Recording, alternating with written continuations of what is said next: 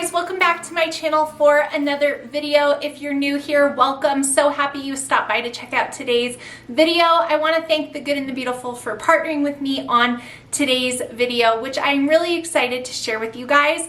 This is going to be kind of a little update, as you can kind of tell from the title of this video, as well as sharing a few new releases from The Good and the Beautiful that I have to share with you.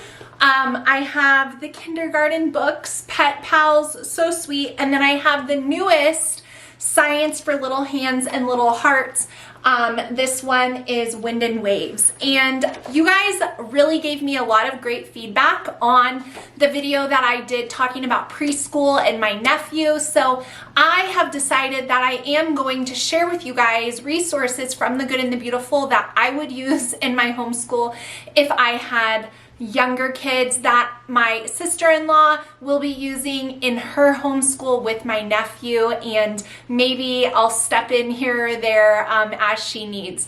So that's what this video is going to be. From the title of the video though, I want to address the age-old question, is The Good and the Beautiful enough? And specifically language arts, and really share a really exciting milestone, I guess you could say, we've crossed in our homeschooling journey. So I get asked often if The Good and the Beautiful language arts is enough. I get asked often if I use anything additional with it, if I feel like it needs more spelling, if I feel like it needs more writing, especially in the upper grade levels. This has been a question that I have been fielding off for many, many years as we've used The Good and the Beautiful language arts in our homeschool for the last, 7-8 years in our homeschool since I discovered it. This is a repetitive question, it is a redundant question, and I get asked often. Now I will say, of course, you have to look at what I'm about to tell you through the lens of your own child. Are there children that need more practice? Sure. I'm just speaking in general terms here, that we have always felt like The Good and the Beautiful was enough. In fact, I was so grateful for how comprehensive it was while not making lessons take 2 hours long. I was so thankful, and am still so thankful, for the included writing, for the included grammar, for the included spelling practice, for the included reading, for the included geography, for the included art. All of it together is what makes The Good and the Beautiful language arts what it is, and we have loved it. We have loved it. I have used it in my homeschool since I discovered it, and my kids, depending on their ages of when I discovered it, have used across the board, not just one child, but I've used in its entirety levels either K or 1, I can't even remember, all the way up to high school too. So we've used every level of language arts. We've used the previous versions, we've used the free version that was downloadable. They've since revised a lot of those editions, and we continue to use The Good and the Beautiful in our homeschool. It has always been enough. I never ever worried about their writing capabilities. I never worried about any of those things because I could see the progression and in my children and in their abilities year to year. And it is such a testament to the curriculum that, each year they're building on top of the skills previously learned, but they don't even necessarily recognize that they're learning something new. It's just kind of like the next piece to the puzzle. And so I say all of that to share a personal milestone with you guys, just to put your minds at ease if this is something that plagues you. And I know it does. It does. A lot of homeschool moms ask the question, is this enough? Am I doing enough? Should I be doing more curriculum pieces? Is my child going to write well enough to get into college? All of these questions. And as a homeschooling mom who has been sharing their journey publicly for a while now, I hope to share this story that is really new to our family. Like, this just happened, a month or so ago, to hopefully just kind of calm your nerves, to to set your minds at ease a little bit, to just relax and enjoy homeschooling, relax and enjoy using the good and the beautiful, relax and just trust that diligence and discipline on your behalf met with God's grace on His behalf will yield really beautiful results and fruit in your children's homeschooling lives. So, talking about my oldest daughter, she has just wrapped up her 10th grade homeschooling year. She is 16 years old. She has used the good and the beautiful for the last, when I give time references, they'll be like, oh, I was watching your playlist from 2015 and you said you used that in 2016, but it showed 2015. And I'm just like, okay, well, I have 4 kids and I talk about homeschooling about 45 hours a week. So, the things kind of blend together. So give me some grace. But what I'm saying is she's been using the good and the beautiful since I discovered it. A very, very long time, since elementary school. She is now in high school. Finished high school language arts or English 2 this year, her 10th grade year. I have never added anything to it. She's never done an additional writing curriculum. She's never done an additional, spelling or grammar or anything like that. We've just used the good and the beautiful. We've used it the way they recommend. We do all the things. We're not skipping over anything. We're using it in its fullness, but that's what she's used. So we decided together with her, my husband and I, that next year it would probably be wise for her to dual enroll in a private Christian college. So we began investigating and preparing and all of those things for that, probably around Christmas time leading into early spring. So she recently had to take a placement exam because she is not graduated high school yet. The placement exam was proctored and supplied by the private Christian college that she is going to, which I am not sharing that information publicly, but it is a private university. And so they're the ones that supplied the test.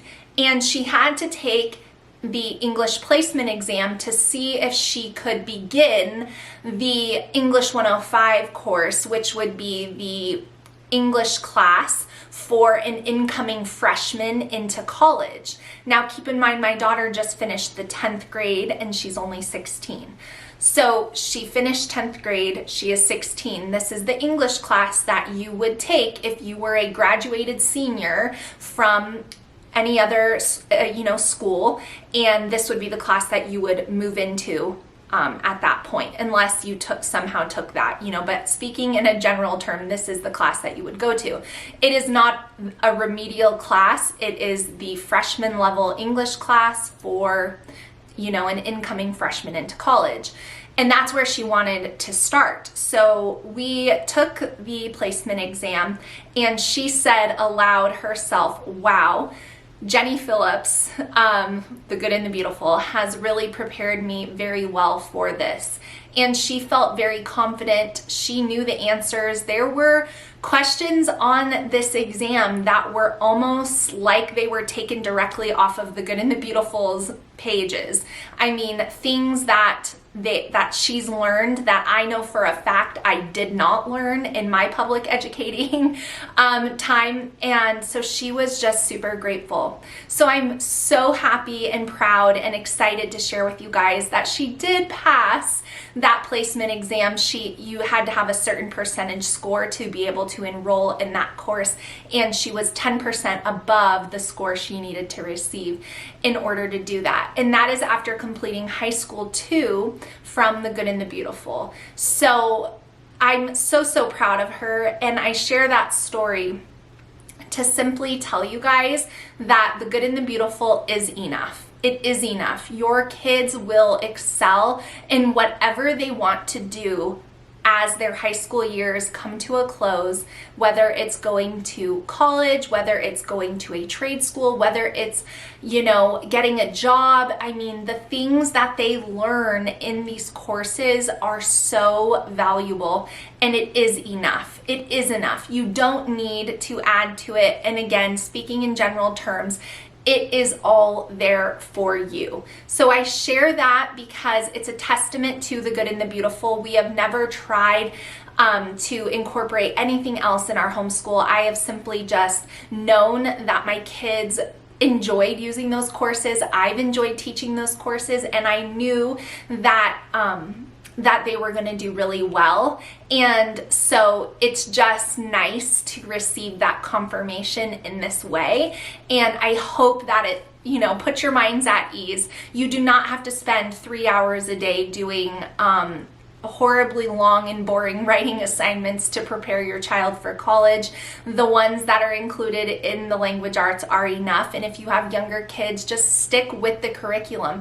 That is one thing that I do think is really, really important, is the fact that I was very consistent in my curriculum choices. I didn't change things every single year. I wanted consistency. I wanted cohesivity in our homeschool, and that really lended itself to a really seamless learning experience, a very streamlined scope for what they were learning, because every curriculum company does lay things out differently. So I do think that's important, and it's something that I did, but I wanted to share that with you. And it's just a huge thank you to the Good and the Beautiful for helping me prepare her. And I am just continually grateful for the resources that they provide. So I wanted to share that personal story with you guys, as just, a testament to using the Good and the Beautiful for the duration of your homeschool, all the way up into high school. It is so, so, so wonderful to see. So moving on to the next part of this video is the newly released Science for Little Hearts and Hands, Wind and Waves.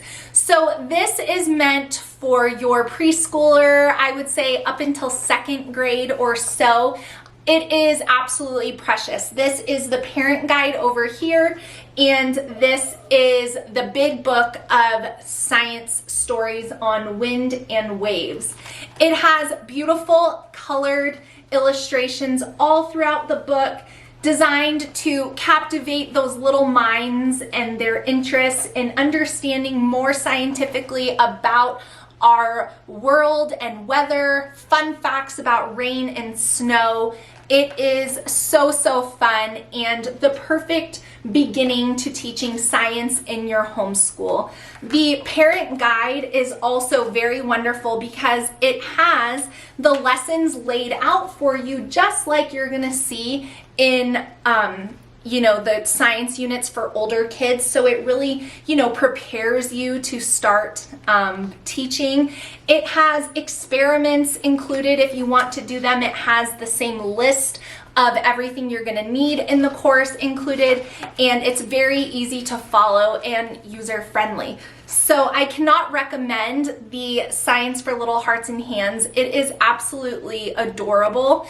And if you're a mom that has older kids, who are going to be using the weather unit, let's say from the Good and the Beautiful, this is the perfect addition to incorporate those younger brothers and sisters into the family lessons. And it is just the cutest, and it is available for purchase now. I love, love, love that the Good and the Beautiful is taking time to prepare these science units for those little hands, because there's not too much out there, and I just think that they, of course, make it so fun and so sweet. In addition to that, they have recently released this kindergarten book box set. There are 40 stories inside. It is called Pet Pals, and it has this flip open Velcro top and all different books in here for the K level. They're numbered, and on the back it talks about what each book covers.